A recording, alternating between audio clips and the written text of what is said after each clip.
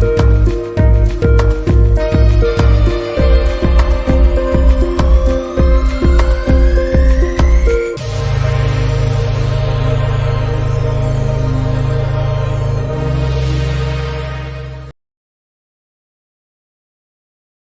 Gospel according to Luke. In the first video, we explored Luke's portrayal of John the Baptist and Jesus as the fulfillment of the story of Israel and of God's promises told in the Old Testament scriptures. We then watched Jesus launch his mission and bring the good news of God's kingdom to the poor among Israel, people of low social status and also people who are outsiders. And Jesus taught that his kingdom is upside down. It's a reversal of all of our common social values. This section culminated with Luke showing us how Jesus was a new Moses about to bring a new Exodus by his death in Jerusalem. And so we come to the large center section of the book, where Jesus leads his newly formed Israel on a journey to Jerusalem. This part of the book consists mainly of Jesus' teaching and parables given on the road to the various people he encounters, mainly his growing group of disciples.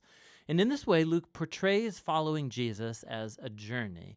It's something you do where you learn as you go along life's path. So first, Jesus invites his disciples into his mission as he sends a wave of them to go ahead of him, announcing God's kingdom. So being a disciple right from the start, it means participating in Jesus' kingdom mission, making it your own. And as Jesus' disciples come back, he then starts to give various teachings about prayer, about trusting in God's provision.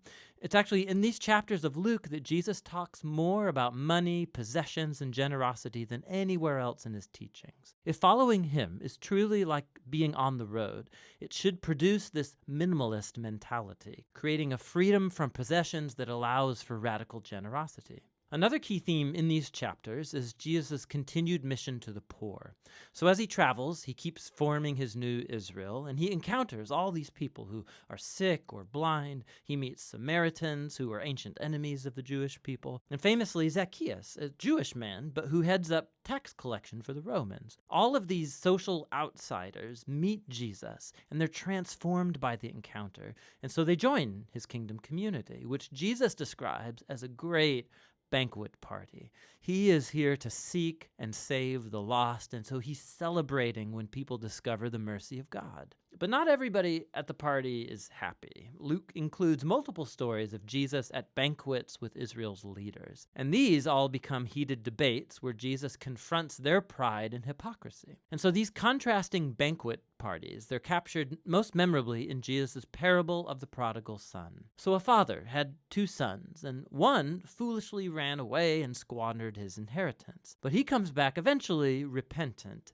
and his father forgives him, and he throws this huge party to celebrate my son who was lost but now is found. But the older brother, who never left his father, he's angry, and he resents his father's generosity to this undeserving son. Now, in this famous parable, Jesus is explaining his whole kingdom mission to these leaders. His parties represent God's joyous welcome of every kind of person into his family. The only entry requirement is humility and repentance. And so it highlights the tragedy of Israel's leaders who reject Jesus and his upside-down kingdom community. And this resistance to Jesus, it ramps up, and he finally arrives in Jerusalem for Passover. As he nears the city, he's weeping. His disciples are hailing him as the Messianic king, but Israel's leaders are denouncing him. And he knows that their rejection of his kingdom of peace is going to set Israel on a road of resistance and rebellion against the Roman Empire.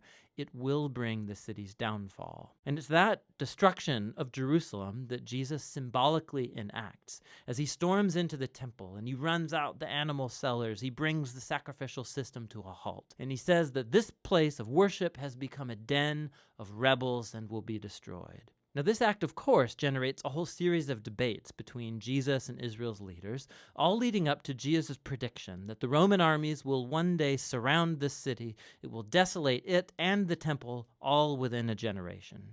With that, Jesus retreats with his disciples to celebrate the Passover meal. It's the annual symbolic meal about Israel's liberation from slavery through the death of the Lamb. And so Jesus turns the meal's bread and wine into new symbols about this new Exodus. His broken body, his shed blood will bring liberation for Jesus' renewed Israel. After the meal, Jesus is arrested and he's examined before the Jewish leaders and then put on trial as one claiming to be king. And Luke emphasizes Jesus' innocence. Pilate, the Roman governor, he claims that Jesus is innocent 3 times before giving in.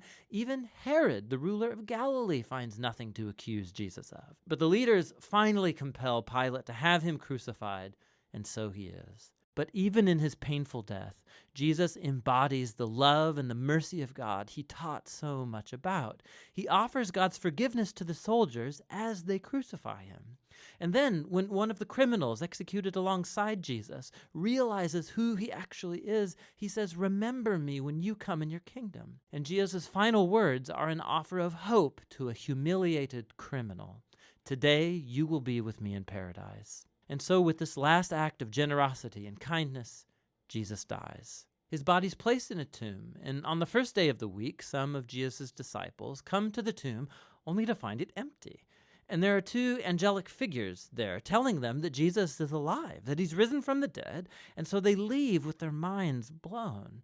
And it's right here that Luke tells one of his most beautiful stories. 2 of Jesus' disciples, they're leaving Jerusalem for a town called Emmaus, and they're heartbroken over Jesus' death. And then suddenly, Jesus is there, just walking alongside them, but they don't recognize him. He asks why they're so sad, and they go on to talk about all of their hopes, that Jesus would have been the one to redeem Israel. But now he's dead, it was all for nothing. But then later, as Jesus has a meal with these 2, he breaks bread for them, just as he did at the Passover meal, and it's in that moment that they recognize him. Then he disappears. Luke is telling this story to make a powerful point about following Jesus. When Jesus' disciples impose their agenda and their view of reality on Jesus, he remains invisible and unknown to them. It's only when we submit ourselves to the upside-down kingdom of Jesus that's epitomized in his broken body on the cross, offered in self-giving love. It's only then that we see and know the real Jesus. The book's concluding scene is yet another meal, as Jesus appears to his disciples and he explains to them from the Old Testament scriptures how this was all a part of God's plan, that the Messiah would become Israel's king by suffering and dying for their sins, and conquering their evil with his resurrection life. And so now, as Simeon the prophet promised back in chapter 2, Jesus' kingdom will move outward from Israel, so God's forgiveness can be announced to the nations and everyone invited to follow Jesus. But, Jesus tells his disciples, wait in Jerusalem for the coming of the Spirit to empower them for this new mission. And this, of course, keeps you reading right into Luke's 2nd volume, the book of Acts. But for now, that's the gospel according to Luke.